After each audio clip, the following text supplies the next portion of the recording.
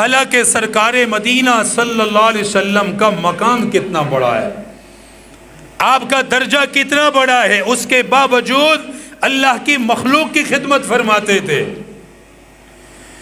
امام الانبیاء تاجدار مدینہ صلی اللہ تعالی علیہ وآلہ وسلم کی پوری زندگی اللہ کی مخلوق کے اندر گزارتے ہوئے نظر آئے گی، اللہ کے بندوں کے ساتھ اچھا برتاؤ کرتے ہوئے۔ آپ نے یتیم کی خدمت بھی فرمائی، مسکینوں کی خدمت بھی فرمائی، بیوہ خواتین کی بھی آپ نے خدمت فرمائی، یہاں تک کہ لوگوں کے گھروں میں جا کر ان کی بکریوں کا دودھ نکالنا، آپ نے یہ بھی اپنی امت کی خدمت فرمائی، اللہ کی مخلوق کی خدمت فرماتے رہے۔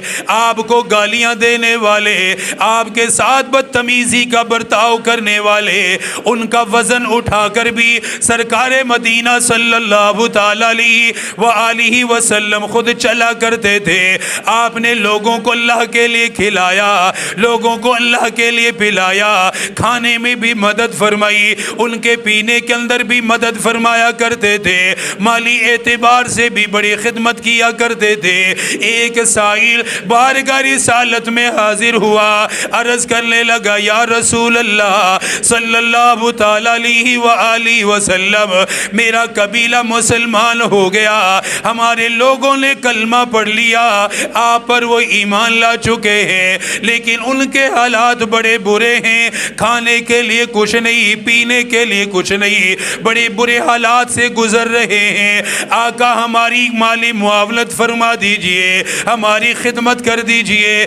آقا مدنی صلی اللہ علیہ وسلم نے سیدنا ابو بکر صدیق سے فرمایا ابو بکر، اس وقت میرے پاس دینے کے لیے کچھ نہیں، اگر تیرے پاس ہو اس کی مدد کر دو، اس سائل کی مدد کر دی جائے۔ فرمانے لگے، یا رسول اللہ، اس وقت میرے پاس بھی دینے کے لیے کچھ نہیں، خرچ کرنے کے لیے گھر میں کچھ بھی باقی نہیں۔ سیدنا فاروق اعظم نے بھی یہی عذر کیا، آپ نے سیدنا علی المرتضیٰ کی طرف دیکھا، فرمایا علی کچھ خرچ کرنے کے لیے ہو، سائل کی ضرورت پوری کرو، اس کی خدمت کرو۔ صحابہ اکرام عرض کرنے لگے، یا رسول اللہ، ہماری تو اپنے گھر کے اندر فاقے ہیں، کھانے کے لیے کچھ نہیں، پینے کے لیے کچھ نہیں، یا رسول اللہ ہم اس کی کیا مدد کریں گے؟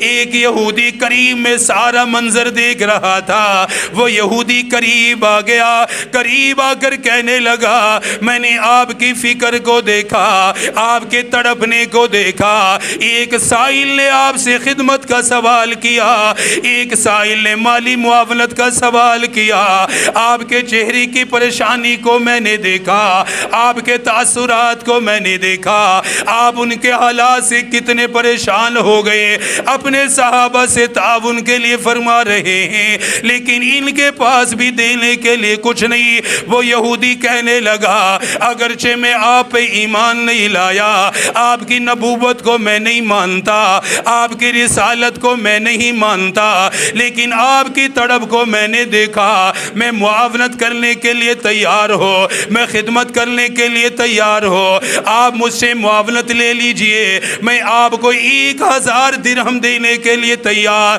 1000 درہم لے کے اس کی خدمت کر دیجئے۔ کہنے لگا، فلاں موسم کے کھجوروں کے باغات میں سے جو کھجوریں آئیں گی، اس قیمت کے بدلے آپ مجھے دے دیجئے۔ آقا نے قبول فرمایا، اس سے قرض لے کر ایک مسلمان کی مالی معاونت فرمائی، اللہ کے بندوں کی خدمت فرمائی۔ جب خود دینے کے لیے کچھ نہ تھا، ابو بکر کے پاس بھی کچھ نہیں تھا، فاروق اعظم کے پاس بھی دینے کے لیے کچھ نہیں تھا، سیدنا علی المرتضیٰ کے پاس بھی کچھ نہیں تھا، مسلمانوں کے حالات کو دیکھ کر پریشان ہوئے، ایک یہودی سے قرضہ لینے پہ مجبور ہوئے، قرضہ قرضہ لے کر اس سائل کے حوالے فرمایا جاؤ اللہ کے بندوں کی خدمت کرنا، انصاف کے ساتھ تقسیم کر دینا، ان کی ضروریات کا خیال کرنا، ان کے حاجات کا خیال کرنا۔ میرے آقا نے ان کی ضرورت کو پورا فرمایا۔ وہ یہودی جو قرضہ دینے والا تھا اپنے وقت کا انتظار کرنے لگا۔ ایک دن میرے محبوب ایک جنازے میں شرکت کے لیے تشریف لے گئے، امام الانبیاء جنازہ پڑھانے کے لیے گئے، آپ نے جنازہ پڑھایا، جنازہ پڑھا کر گھر واپس آنے لگے۔ یہ یہودی راستے میں آ کے کھڑا ہو گیا، میرے آقا کا راستہ روک لیا، روک کر کہنے لگا آپ میرا قرضہ واپس کیوں نہیں دیتے؟ انتہائی بدتمیزی سے کہنے لگا عبد المطلب کا خاندان قرض لینے کے بعد واپس نہیں کرتا، حالانکہ سارا مکہ جاننے والا آپ جیسا عادل کوئی نہیں، آپ سے بڑھ کر انصاف کرنے والا کوئی نہیں، آپ سے بڑھ کر امین کوئی نہیں۔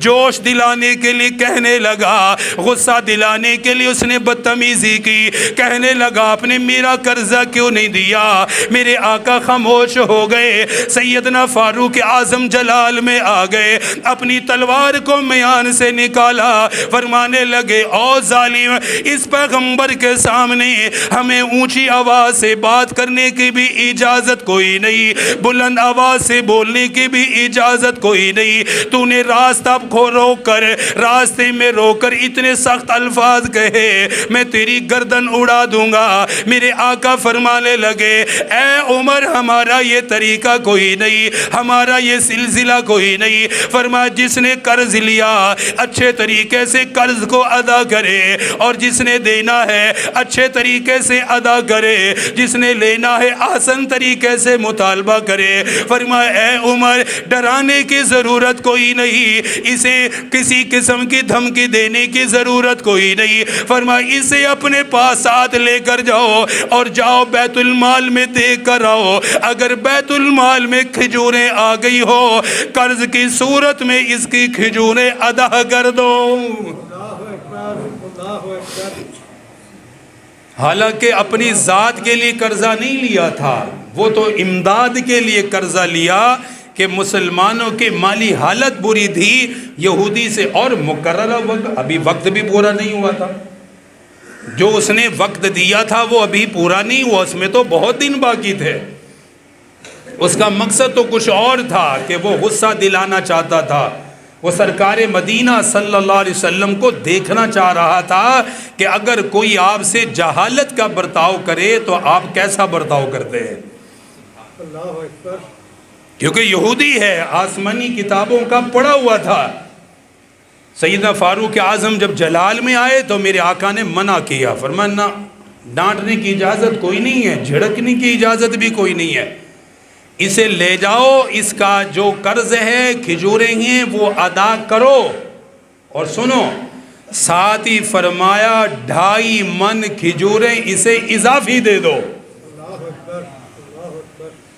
اس کی مقررہ کھجوریں بھی دو، ہماری طرف سے فرمایا اسے 2.5 من اور زیادہ دے دو۔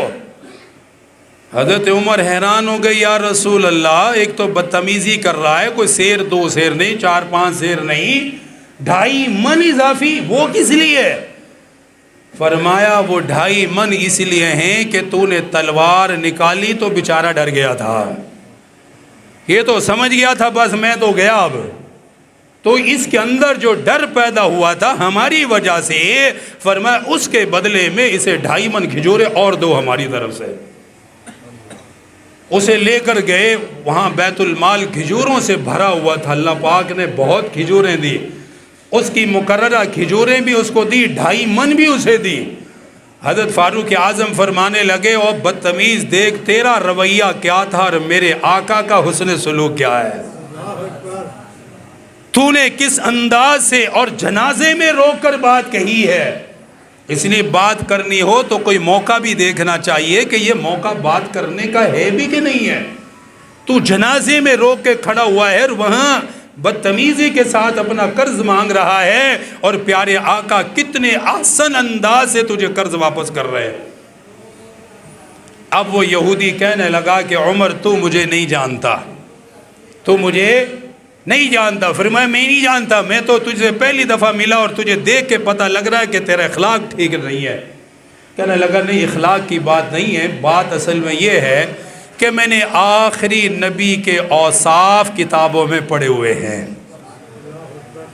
اس نبی کی صفات میں سے ایک اعلیٰ صفت یہ ہے کہ اگر اس سے کوئی جہالت کا معاملہ کرتا ہے وہ صبر اور تحمل کا معاملہ کرتا ہے.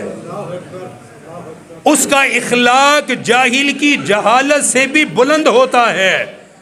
وہ کسی کی برائی کا بدلہ برائی سے نہیں بلکہ اچھے طریقے سے دیتا ہے. میں نے اس لیے اس چیز کو دیکھنے کے لیے یہ معاملہ کیا. سیدنا فاروق اعظم رضی اللہ تعالیٰ عنہ فرمانے لگے اب آگے تیرا کیا خیال؟ کہنے لگا اب مجھے بارگاہ رسالت میں لے کے جاؤ, اللہ کے نبی کی خدمت میں لے کے جاؤ. میں جو دیکھنا چاہتا تھا وہ میں نے دیکھ لیا. آقا کی خدمت کرنے کو بھی میں نے دیکھا. آپ نے اللہ کے بندوں کے لیے مجھ سے قرض لے کر ان کی خدمت کی. میں نے قرض دیا, آقا نے آگے اپنی امت میں تقسیم فرمایا. میں نے کتنا برا برتاؤ کیا لیکن میرے آقا نے کتنے صبر کا معاملہ فرمایا, کتنے حوصلہ مندی کا اظہار فرمایا, کتنے حلم والا معاملہ کیا. کہنے لگا فاروق اعظم اب میں آپ کے نبی کے پاس جانا چاہتا ہوں. سیدنا فاروق اعظم واپس لے کر آئے, بارگاہ رسالت میں آگے کھڑا ہوا. آقا نے فرمایا اب کیا لینے آئے ہو؟ کیا تمہارا قرضہ ادا کیا یا نہیں کیا؟ تمہارا قرضہ پورا ہوا یا نہیں ہوا؟ کہنے لگا یا رسول اللہ اب میں قرضہ لینے کے لیے نہیں آیا بلکہ میں یہ اقرار کرنے کے لیے آیا ہوں اشہد اللہ الہ الا اللہ وانک محمد عبدہ ورسولہ. کہنے لگا میں نے آپ کے اخلاق کو بھی دیکھا, آپ کے کردار کو بھی دیکھا, آپ کے حسن سلوک کو میں نے دیکھا, اللہ کے بندوں سے آپ کا پیار بھی میں نے دیکھا. کہنے لگا میرا نام زید بن ثانہ ہے, یہودیوں کا میں بڑا عالم ہوں, تورات کو میں نے بڑے قریب سے پڑھا, بڑے غور سے پڑھا ہوا ہے, آخری نبی کی صفات کو میں نے پڑھا, آخری نبی کے اخلاق کو میں نے پڑھا. کہنے لگا تمام چیزوں کو میں نے آپ کے اندر دیکھا, ہر وصف کو آپ کے اندر پا لیا, ہر چیز کو آپ کے اندر پا لیا. ایک صرف یہی معاملہ رہ گیا تھا کہ میں آپ کے ساتھ بدتمیزی کروں گا, آپ میرے ساتھ کیسا برتاؤ کریں گے؟ کہنے لگا یا رسول اللہ میں نے بدتمیزی کی, بد اخلاقی کی, لیکن آپ نے حسن سلوک کا مظاہرہ کیا. اب میرا دل ماننے کے لیے تیار ہو گیا واقعی آپ اللہ کے نبی اور اس کے رسول ہیں.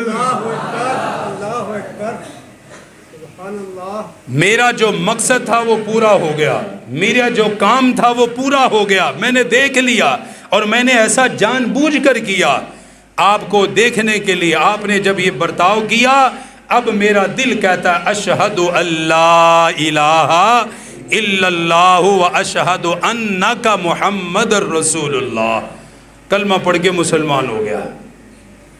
تو میرے آقا صلی اللہ علیہ وسلم مالی طور پر بھی امداد فرماتے تھے اپنے امت کی, اور اللہ کے بندوں کی, اللہ کے مخلوق کی ان کی امداد فرماتے تھے, ان کی ضروریات کو پورا فرماتے تھے.